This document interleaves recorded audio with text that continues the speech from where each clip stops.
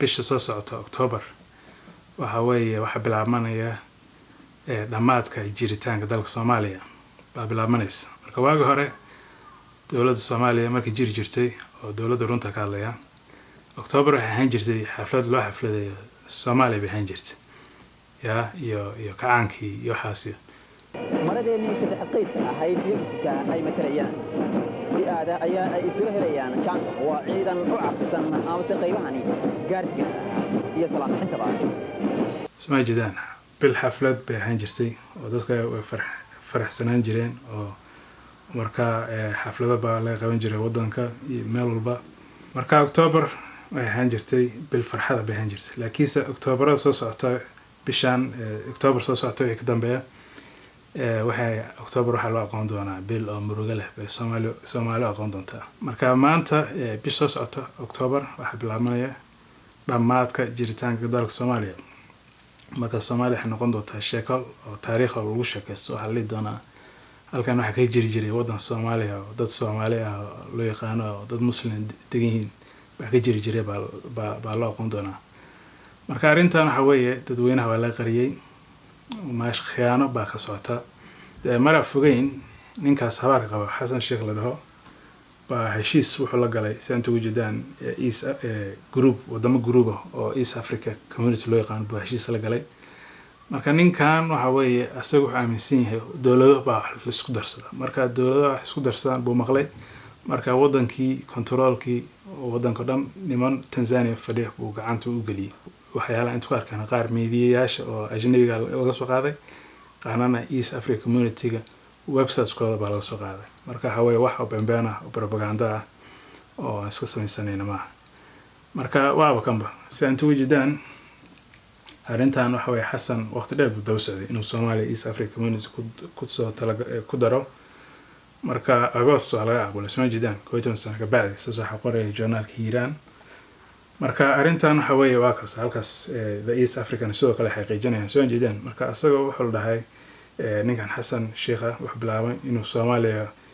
wuxuu isku tijaabiyo Soomaaliya inuu ku soo daro East Africa Community markuu ugu horeysay 2012 ilaa 2017 oo shaqeyn weyday diideen sababtoo xal lahayd dawlad xun baa haysataan rabsho baa ka jirta farmaajo laftiisa ayaa isku fiiriyay 2019 waa sayn application soo diray marka Soomaaliya waxa weeye waa la diidi jiray application-kooda oo saas waxa qoraya website-ka Business Daily loo Santo Wujudaan oo Tanzania baa diidaneed oo waxay dhihi jireen annaga dad Soomaali ku darsana kulligood inta imaanayaan buu bay dhaheen marka sadarteeda baa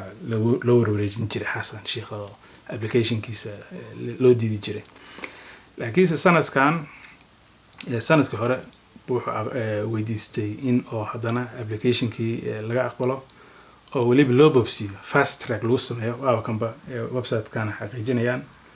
soo jeedaan halkaas ku qoranta fast track lagu sameeyo buu dhahay oo hana loo boobsiyo buu dhahay waa loo boobsiyay marka information-ka hadda inta wejeedaan waxa weeye waxa laga soo qaaday East Africa Community website-kooda baa laga soo qaaday Augustadii hore waxa weeye official ahaan waa laga ogolaaday application-ka si inta wejeedaan asaas waxa qoraya East Africa Community website-kooda marka Santo Wujudaan hal lahay Soomaaliya waxay noqon doontaa baa la wadanka sideedaad oo kamid ah ururka loo yaqaan East Africa Community-ga marka East Africa Community-ga maanta waxay ka kooban tahay 7 wadan bay ka koobanta 7 wadan waxa way soo yihiin marka waa kaas information-kaas East Africa Community website-kooda ka soo qaaday marka waxa ka kooban Congo, Burundi, Kenya, Rwanda, Sudan, South Sudan, Uganda iyo Tanzania marka wadamadaas waxa weeye hadafkooda waxa weeye waxay rabaan inay isku darsadaan wax walba sida hal dawlad u noqdaan oo ayaga bisheegay soo jeedin website-kooda ku qoranta marka Santo Wujudaan hadaan waxa rabnaa inaan isku darsano dhaqaale siyaasad arrimaha bulshada dhaqan inaan isku darsano hal wadan u noqono sidaan aan horumar u gaarno soo jeedaan mission-kooda saas weeye halkaas ku qoran hadana website-kooda oo page kale meesha ku qoran waxa dhahan hadafkooda ugu dambeeya waa kana waxa dhahan East Africa Community waxa rabnaa bay dhahan oo inay noqoto wadan oo hal wadan inay noqoto baa la rabaa marka hal wadan noqoto oo hal siyaasad leh hal dawlad leh marka saas baa ka wadnay markii la dhahayo bisha soo socota October waxaa bilaabanaysa dhamaadka jiritaanka dalka Soomaaliya. Marka Soomaaliya laga soo bilaabo October tan soo socota waxay ka mid noqon doontaa wadamada loo aqoon doono East African Community-ga. Marka tartiib baa waxaan loo dhisay. Marka ugu horeysa xilalka qaar bay la wareegeen Tanzania la Kenya. tartiib baa loo wada ilaa wixii dhan ay la isku daro oo ilaa ay Soomaaliya ka noqoto gobol kamid ah wadankan cusub oo loo aqoon doono East African Community. Marka arintan waa arin aad halis ah way ya. marka in East African Community lagu soo daro in Soomaaliya East African Community lagu daro waxa weeye lid bay ku tahay diinta Islaamka sababtoo wadankan meesha ka dhalan doona sharciyan Islaam ahaan baa lagu xukumaynayaa oo qaarkood ay inta ku arkeenaa maran fogeyn. labo waxyaalaha oo halkaas jooga waxa weeye ummadda Soomaaliyeed dantood maaha oo meesha khiyaano qaran baa ka socota hadda inta ku arkeenaa. marka haddana waxa weeye faa'iido nooguma jirto sabab ugu darsanno ma jirto ya. laakiin ninkan Xasana Sheekh wuxuu maqlay dawladaha isku darsadaan waxa weeye waa damiin weeye. marka dawladaha isku darsadaan buu maqlay marka wadankii dhan controlkii dhan niman Tanzania joogo gacanta u geliyay. marka saas baa ka wadnaa bisha socota October waxa bilaabanaysa dhamaadka jiritaanka dalka Soomaaliya. arrintan waxa baarlamaanka la qariyay ma oga ayaga waxa weeye badana dadkan waxa weeye dad oo wax yaqaan ma dad oo qabyaalad meesha ku yimaada weeye lama socdaan. marka arrintan waxa weeye wax ka qabad bay wali leedahay October wax ka qabad bay leedahay. waxa weeye in madaxweyne cusub wadanka la keeno oo baarlamaanka ku kacaan. labo in heshiiskaas la kansalo haddii la kansalin Soomaaliya waxa bilaabanaysa jiritaanka dhamaadka jiritaanka dalka Soomaaliya baa bilaabanaysa. marka arrintan oo Xasan uu kaligiis go'aanka heshiiska la galay nimankan East African Community-ga khiyaano baa ka jirta meesha waxa la rabaa nimankan inay wadankan is controlaan beeraan ya. ayaga horta sharci baa u yaala oo abkan sharciga la fiirsado. marka waxay dhaheen wadamada oo raba inay ka mid ahaadaan East African Community-ga waa inay ka jirto baalahay cadaalad waa inay ka jirto dimuqraasi waa inay ka jirto nidaam waa inay ka jirto cadaalad. marka waxaas dhan waxa weeye Soomaaliya kama jirto. marka waxa meesha khiyaano baa ka jirta. marka ayaga waxa weeye sharcigooda bay ixtiraamin. marka dadkaas oo halkaas sharcigooda ixtiraamin marka bari idinka minority hoos timaadaan sidee la idin galay idin la ya. marka waxa weeye arrin wax la fududeysado maaha. marka si hanada fuushan waxa weeye sabab ugu mid noqono East African Community ma jirto ya. waxba naga magataan ya. waxay wadan keenan waxa waa jaad qashin ya. information xaqiijin waa kan nambaradan xaqiijinaya. nambarkan waxa weeye website-ka dawladda federaalka laga soo qaaday. marka qofkii raba information kan asoo linkigiisa hoos ku jira. marka inta ku jeedaan wax alaabaha Soomaaliya laga dhoofiyo badana waxa way badan yihiin xoolaha oo Carabaha la geeyo soo jeedaan. marka waxa kale oo wadamada Afrikaan wax naga taan waa iska yihiin Djibouti iyo xoogaa qashin laga imaahayna ya. arag Afrika Soomaaliya Ethiopia Kenya baa Soomaaliya alaab kansadaan waxay kansadaan waa jaadka iyo qashinka way. marka haddii oo maanta East African Community-ga laga hirgeliyo Soomaaliya bisha soo socota Kenya iyo Ethiopia waxaas oo kale baa ku faa'iido qabaya ya. marka anaga faa'iido kuma qabayn. marka arrintan October iyo wixii ka dambeeya waxa weeye jiritaanka dalka Soomaaliya ma sii jirayso ya. hadda fiirsataan waxa weeye inta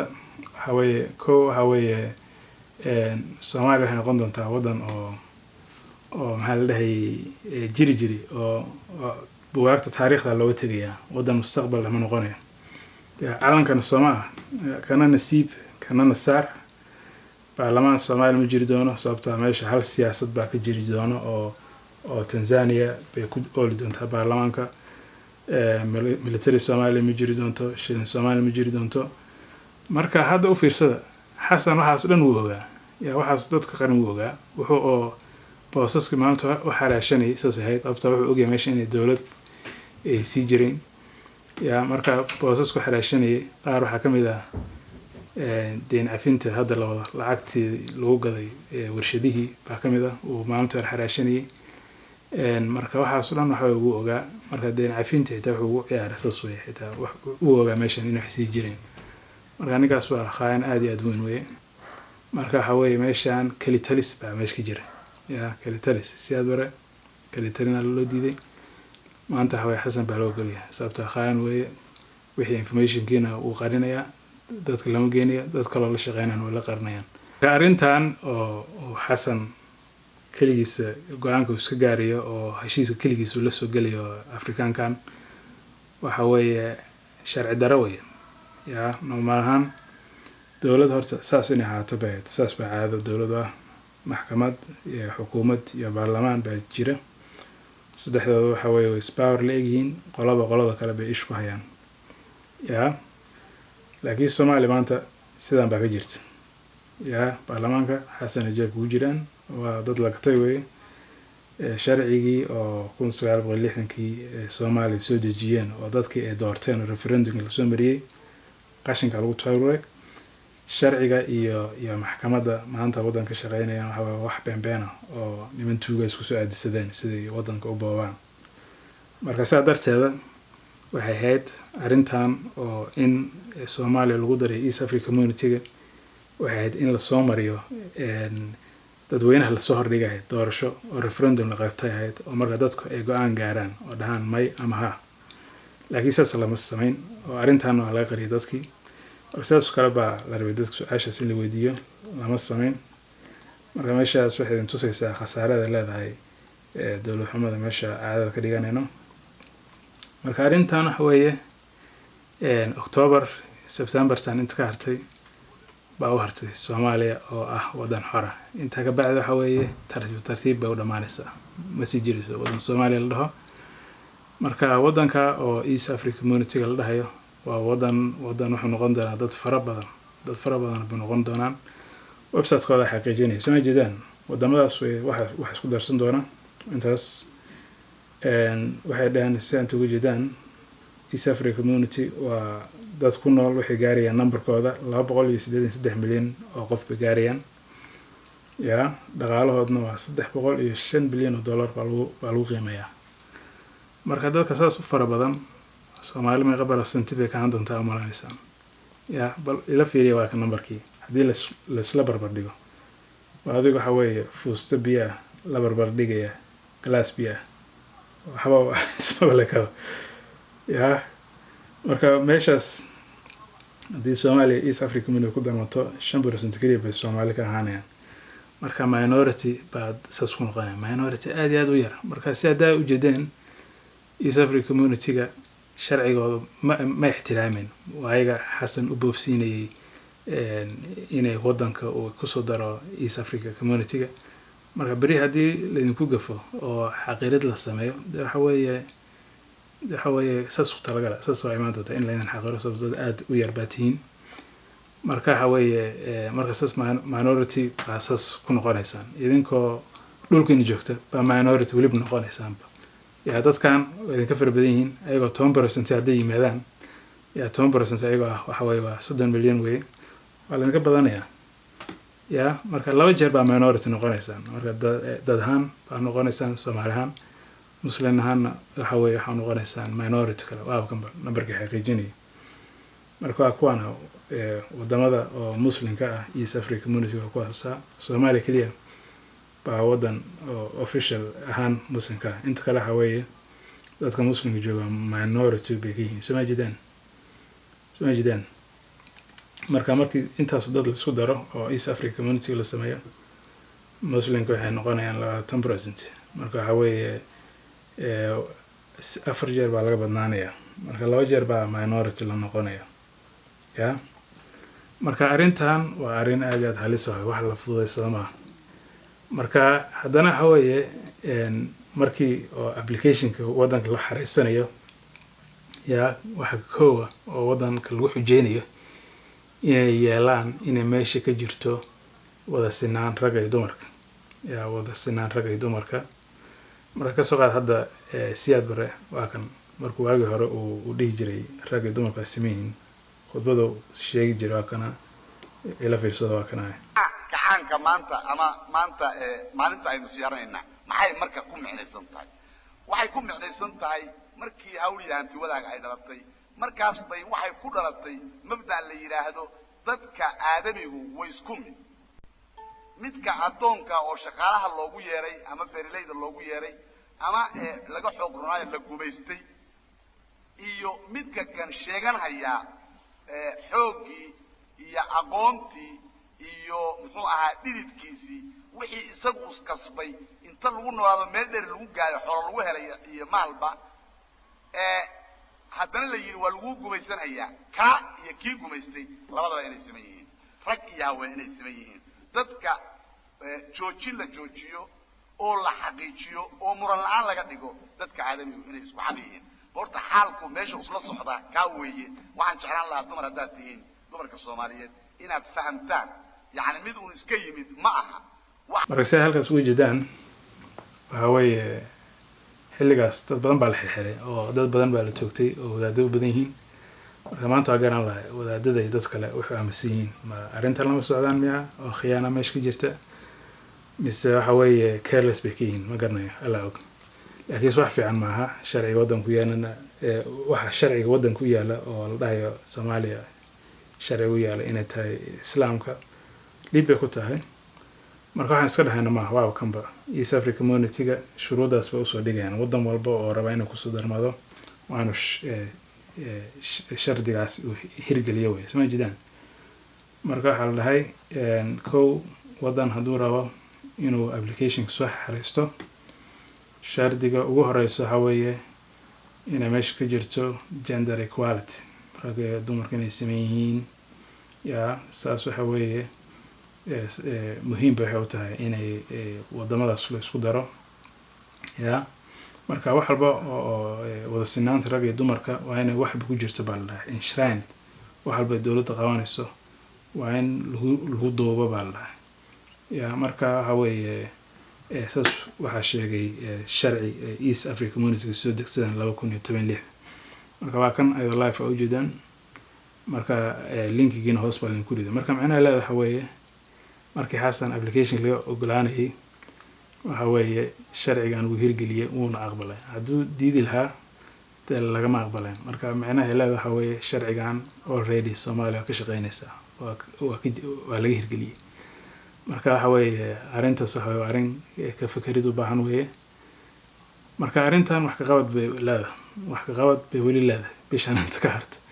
kow waxa weeye nimankan baarlamaanka jijiifa oo hawshooda qabsada oo mooshin keena oo ninkan habaarka qaba dadka laga qabto oo marka qof kale lagu bedelo oo marka la kansalo heshiis kula soo galay East Africa Community ya marka wax ka qabad bay leedahay haddii la diido Soomaaliya la qaban waayo waxa weeye diyaar ha loo noqdo in Soomaaliya jiritaankeeda ay dhamaato oo marka East Africa Community wax la dhaho booskeeda uu bedelo